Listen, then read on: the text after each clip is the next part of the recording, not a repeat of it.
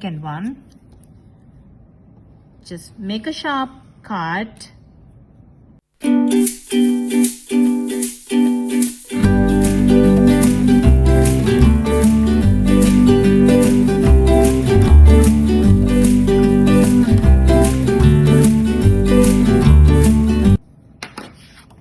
So for the second one,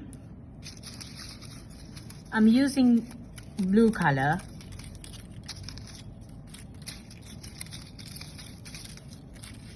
Take a pencil and put a dot like that and start by filling your pattern.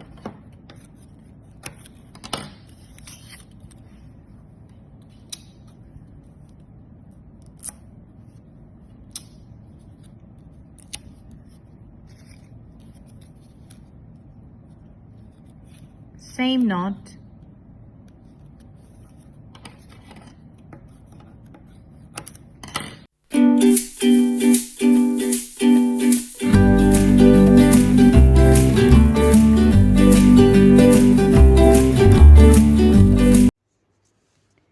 Repeat the process and complete the whole circle. This is your pattern number 2 in artist folding. Voila!